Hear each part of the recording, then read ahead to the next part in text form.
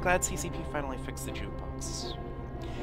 Hello, I'm Seamus Donahue of Eve University, and this is an introduction to the directional scanner. Now, your main tool for being aware of your surroundings is your overview window, and it is useful for exactly what I just said, being aware of your surroundings. So, for example, I see two ships, I see a pod, I see a station, I see... If I switch to my tactical, I can see the sentry guns, right? But I can also see all the other stations in the solar system.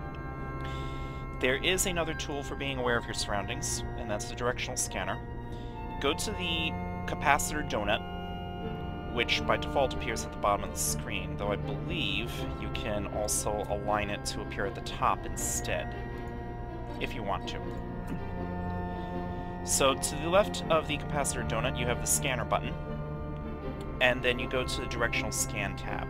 And what you're going to see is three inputs: a checkbox, a range, and an angle. By the default, I believe the range is 1,000 kilometers the first time you open the directional scanner window. And you know what? For our purposes, let me reduce this to 500. So I am currently in orbit around Jita 4, Moon 4, Caldari Business Tribunal Bureau offices. And if I run the directional scanner, let's say I put in a range of 500 kilometers and an angle of 360, and I turn off the checkbox, I get 4 results. Right? An Orca named Mining Bonuses, the station itself, an Ibis named Grant Manson's Ibis, and a Caldari shuttle named Diplomatic Shuttle.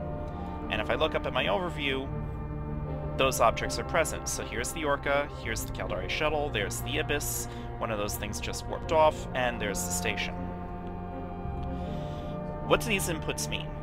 Well, I've asked the directional scanner to give me a list of all objects within 500 kilometers of my ship and in any direction. That is, the angle is 360. So that's omnidirectional. And it returns the list of results. Keeping in mind, it only displays that list at the moment you click the scan button. So if I just leave that window, if I just leave this window alone for the next 10 minutes, it's just going to show me that same list for the next 10 minutes, even if people are coming and going from the station. Right. So the results are only current at the time that you click the scan button. If you want a new set of results 5 seconds later, you've got to click the button 5 seconds later. I can tell it different ranges. I can tell it a range of 1,000 kilometers, and I get a list of results. I can tell it a range of 1,000,000 kilometers, hit return, I get a list of results. I can put in any number of ranges. Now, the results that you get back have 3 columns: the name, the type, and the distance. Now, the distance field will be blank unless you can already see the object on your overview. All right, so for example, all these moons, I can see the distances from me to the moon on directional, because if I go to my everything overview tab, there are the moons. Jita 4, Moon 1, distance of 361,000 kilometers. And here on the list of results, Jita 4, Moon 1, 361,000 kilometers. Or in the case of ships that happen to be nearby, here, let me sort this by distance. Player ships that are nearby, there's an Ibis 256 kilometers from me according to directional, but I can see that same Ibis on overview. So the distance is only shown if the object is already visible on your overview. If it's not visible on your overview, the distance is left blank. You're only told that the object exists. How is this useful? Well, if you want to see what objects are close to you, you can set a closer range. This is everything within 1,000,000 kilometers. Again, if I go back down to 500 kilometers, well, actually that's more like the size of the grid. If I go up to 800 kilometers, then I can see a list of all objects within 800 kilometers of me. For example, there's a Scorpion Navy issue and a Fenrir-class Minmatar freighter somewhere within 800 kilometers of me. Alright. The range can go up as high as 2.1 billion kilometers, and for those of you who are programmers, you will recognize this number as 2 to the 31st power minus 1. So 2.1 billion kilometers. This comes out to about 14.35 astronomical units. Some celestial objects are more than 14.35 astronomical units away. So, for example, if I look at Stargate Morasi, I can see that on the overview. It's a celestial object. I can see it from anywhere in the solar system because it's a Stargate. But that Stargate is 39.8 astronomical units away, so I can't see it on directional. Directional scanner won't reach out that far. Jita 5, Moon 17, Caldari Construction's production plant, however, is within directional scanner range. And let me scroll down through here. Jita 5... Where is that? Hold on, let me sort this by name. Jita 5, Moon 17, Caldari Construction's production plant. Alright, so that's within directional scanner range. Now, the thing to know about the directional scanner is it detects the presence of any sorts of objects, most particularly combat scanner probes and player ships. That's what most people use the directional scanner to try to find. How do you do that? Well, I've already mentioned the range. The other thing is the angle. Right now the angle's set to 360. That means it's omnidirectional. It's giving me a list of all results within a sphere, 14.35 astronomical units in radius, centered on my ship. But suppose I only want to look in a particular direction. I can change the angle. I set the angle to 15 degrees, now all of a sudden I'm not getting any results. What does this angle mean? Well, when the angle is not 360, directional scanner focuses its scan on a particular cone. Your ship is at the center, is at the tip of that cone. And which way the cone points depends upon which way your camera is facing. So for example, if I turn my camera to face the station over there and I click the scan button, I can see the Ibis and the station on the list of results. That's because that the station and the Ibis are within the cone, at least as I'm pointing the camera.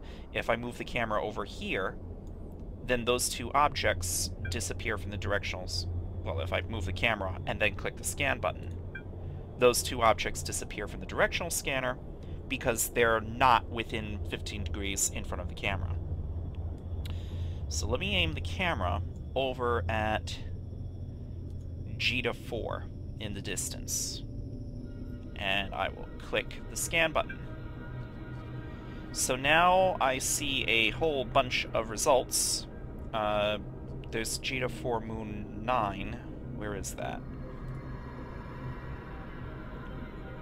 Oh, Jita 4 Moon 9 happens to be right in between us and Jita 5. Interesting. But anyway, I can see that besides the celestial objects off in that direction, there's also a small standard container. There's 3 other small standard containers and somebody's shuttle. So I can see that on directional. If I aim the camera, let's see. If I aim the camera at Jita 3, and the way I'm aiming this, your ship is always in the center of view. Unless you're using the advanced camera options, but usually your own ship is in the center of view. So you move the camera so that your ship is in between the camera and what you want to scan. So there's Jita 3, the center of the screen. I scan, and what I see over there, besides the planet and the moon, I also see 3 small standard containers. So I can scan particular objects in a particular... I can scan in a particular direction if I don't want the complete list of junk that's all around me. Right. Click the scan button again, and look, I am looking at G4 Moon 6 and somebody's frozen corpse. Apparently somebody was pod killed over there, and the corpse is still... of that capsuleer is still floating in space.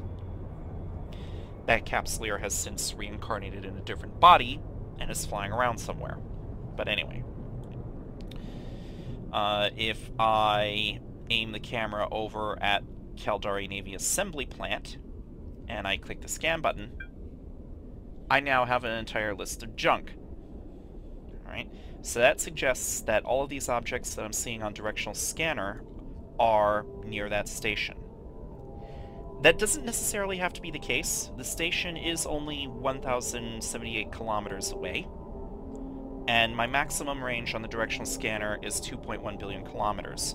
Some of these objects could possibly be in between us and the station, just not close enough to see on the overview. Or they could be very far away from the station, astronomical units away from the station, astronomical units behind that station. It just happens to be in on the same straight line as me and the station. But if you point your directional scanner at a celestial object, and you run the scan, and you see a list of results, chances are most of those results are going to be at that celestial object. Let's go actually warp over there. Warp drive active. So I am warping to G4 Moon 4 Caldari Navy Assembly Plant to within 100 kilometers. And bingo, there are all the results that we saw on Directional Scanner. Alright. So if I reduce the... Hold on, let me get myself moving again. I'm going to orbit this station at 200 kilometers. I'm going to run my afterburner. So let me drop my range down to, let's say, 500 kilometers, and omnidirectional. And here are all the results that we were looking at before. And now that they're actually on grid with us, we can see them on overview. Now we have their distances on the directional scanner. Alright. So you can set your directional scanner to a small range if you're only interested in things that are near you. And by near, you might be talking about something like 1 million kilometers rather than 2.1 billion. Right? Or maybe you're just interested in things that are within an astronomical unit of you.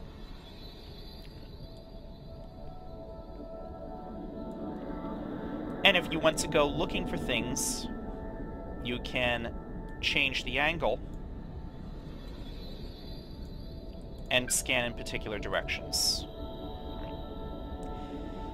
When you change the angle, it will automatically do a scan. But if you want to change the range, you have to type in a new number and then either click the scan button or press return. So that is an introduction to the directional scanner.